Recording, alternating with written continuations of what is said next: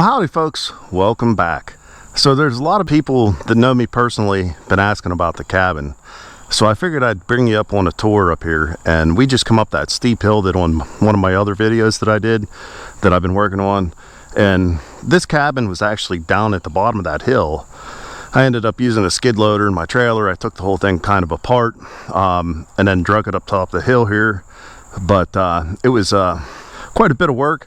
But it turned out great, and it is gorgeous up here, especially when it gets fall like this.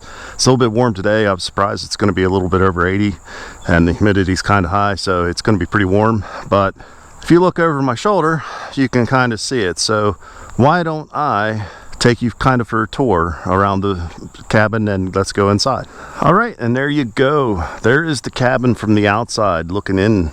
And just to give you a perspective, you can see it's not little, but it's not huge. I think it's 10 by 12 if I remember correctly, and the porch was on it originally. Unfortunately, a lot of those boards were destroyed, plus with adding an couple extra feet I had to do something. I wish I'd have brought the porch out a little bit farther, but you know, it's a cabin up here. What do you really need other than to sit down and get out of the rain or whatever? So we primarily use this a lot for hunting and kind of leisure, getting away from everything. And let me swing you to the right here. You know, we got a little fire pit here that looks like it's leaning over, but you can kind of see the view up here. It is all woods. You know, it is definitely all woods. So you really can't see anything from where we're at, and we're not even a quarter mile away from my house, which kind of seems strange, you know. But I've already used this cabin a lot for hunting. You know, there's a couple of times it got cold out, or it was rainy, snowy, wintry mix. You get cold, come up here, warm up. But I kind of wanted to give you a swing to the right here. There is the path down to the house. And this is the path that I've been working on in previous videos, and you can see it don't look steep in the video, but let me tell you, it is steep.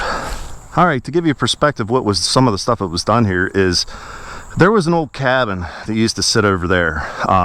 It was really bad shape. A tree fell on it. It was split in half. I mean, it was pretty much rotted to nothing. What I ended up doing is taking the skid loader and digging a hole, pushing everything into it, and then torch it. I burned everything I possibly could, and it seemed to work well. And right where the fire pit is also, there's another hole, because there was some concrete stuff up here that I didn't know what to do with. So I dug a hole and buried some of that stuff. That stuff wasn't very big. But all these pillars that we poured in here, so we rented a post hole digger, and we dug down. Those holes are probably 3 foot at least. I mean, they are really deep. And I brought a generator up with a cement mixer, and we sat here and poured all those pillars.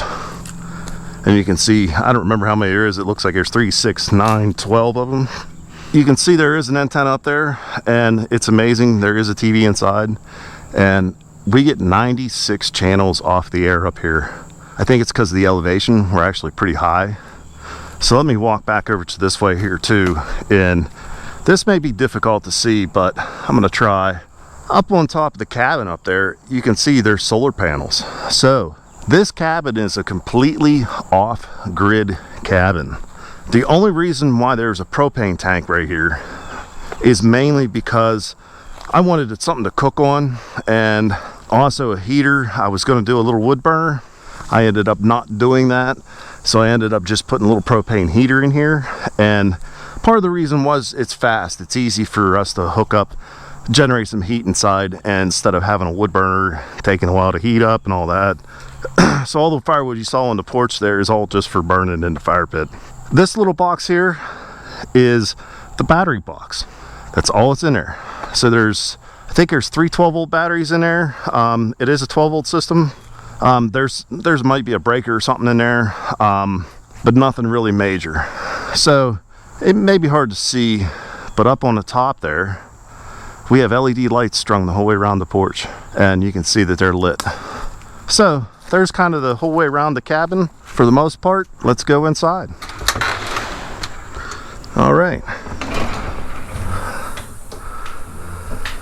So it's going to be hard to kind of show you everything in here, but you can see there's a loft in here, and that loft is actually kind of nice.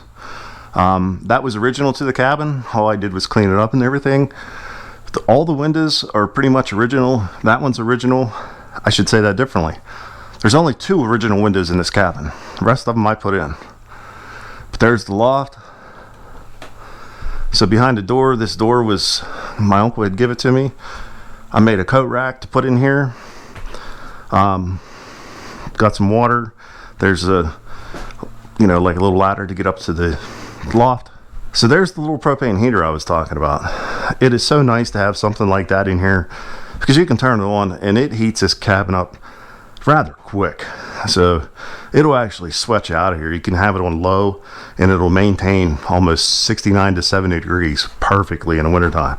And that's when it was really cold even last year. So this window is original. So all the decorations and everything in here are all reclaimed. And for that matter, 90% of everything in this cabin, including the walls, including the windows, including ceiling, light, wiring, everything in here, 90% of it is all reclaimed. This whole back wall come out of a senator's office.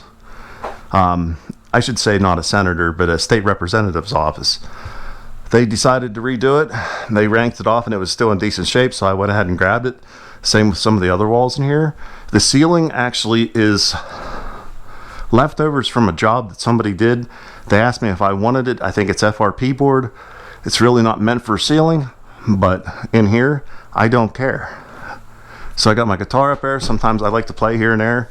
And over here is the TV and the radio, and you can see I got some lights in here.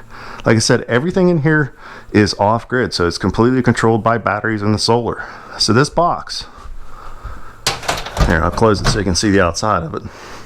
So this box was something that was for another purpose. I took and actually welded up some holes and stuff in it and painted it and put it in here and made it into a control box for this cabin here.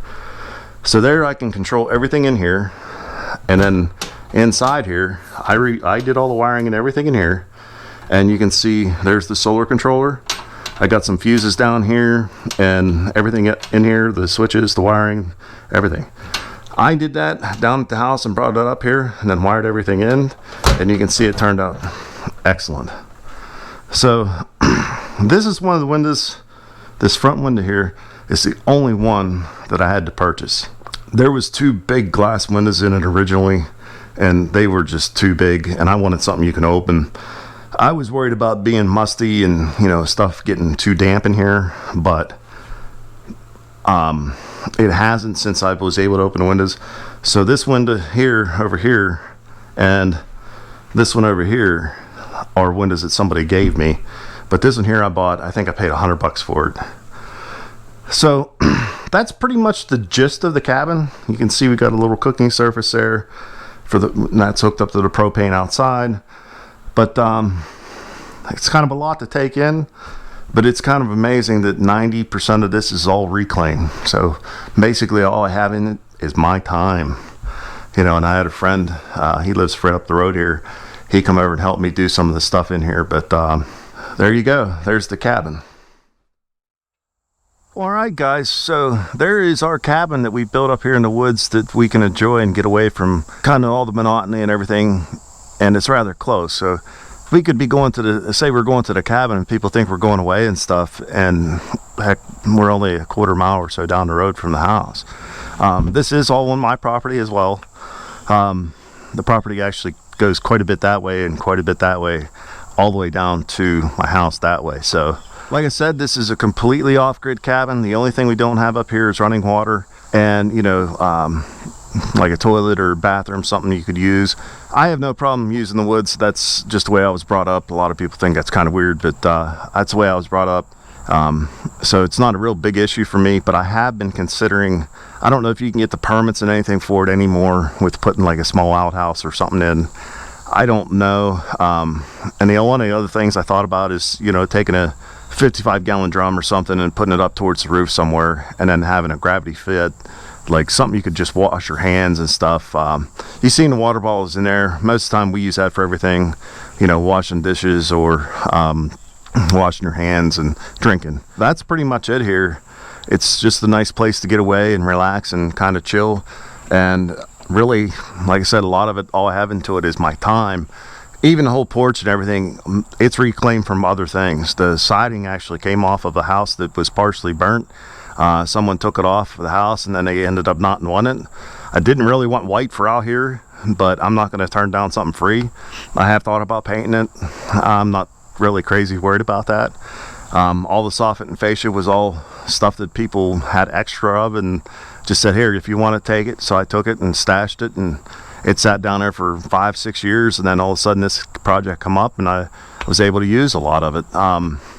The roof actually is membrane material left over from my building that I work in for my full-time job. And so the roof is just kind of like, it's rubber roofing almost, but they call it a membrane now. So that's what's on the roof, and that stuff is really great. I really like that stuff. So let's talk about some of the things that I did have to purchase. So I had to buy OSB. Unfortunately, it happened during the time it was the COVID rant, and everything cost extremely too much. So, but I did have to buy OSB for the whole porch and the main roof, unfortunately, because I did not have any. I think I had 1 or 2 sheets left, and that was definitely not enough to do this. The other thing I ended up buying was the 2x6s for the roof. So whenever that cabin was down there, and part of the reason why I decided to do something with it is it was deteriorating very rapidly. So I didn't know that there was a roof on top of a roof on top of a roof. It was like 3 or 4 layers, and it was just OSB or plywood, and then they just threw over top of it with OSB or plywood, and you know, I think they used rubber or rolled roofing on it, and it just started getting bad again. And what I was looking at is the rot was really bad. There was actually termites and everything in that roof, so I ended up taking that whole roof, basically chucking it over the side and then lighting a match and just torching it, because it was not savable at all. So I had to buy the 2x6s to make the stringers for the roof, and then the OSB for here. A lot of the nails and everything I had to buy like silicone. Like I said, this window, I probably have under $1,000 in everything up here, and that includes the whole solar panel system, everything. I mean, wiring, everything. So it didn't really cost me a whole lot. The whole solar system that I put on here, I think, was $200, so that wasn't a lot. The most expensive thing that was purchased up here was probably the OSB. The OSB was, like I said, it happened toward the whole COVID thing, so it was $20-some a sheet. That was probably the most expensive thing. But anyway, guys, I hope you enjoyed this little tour. So I'm going to include pictures of how I brought this up. I don't have a whole lot of pictures of how I brought this up on the skid loader and all that. Unfortunately, at that time, I really wasn't into the whole YouTube thing, and I really should have recorded, because it would have been a neat video, and it would have been kind of neat to show you how everything went together and how I did everything. But at that time, I wasn't into it as much as I am today, so I apologize for that. But I did have some videos or pictures of us doing some things. Unfortunately, not a lot of pictures, but there are some pictures. So anyway, so I hope you enjoyed this little video, and hope you enjoy these little pictures of us building the cabin, what little I have. So with that said, guys, please hit that like and subscribe button if you can, and until next time, take care. Alright, so to give you an idea where the cabin was, the cabin used to sit right here.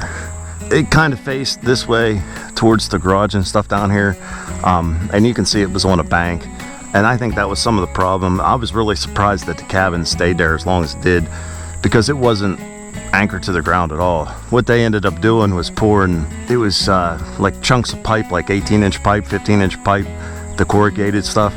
All they did was lay them on the ground, pour them full, and then set the 4x4s or the 6x6s on them, and that's how the cabin stood there for I don't know how many years. So anyway, I just wanted to show you a quick clip of that.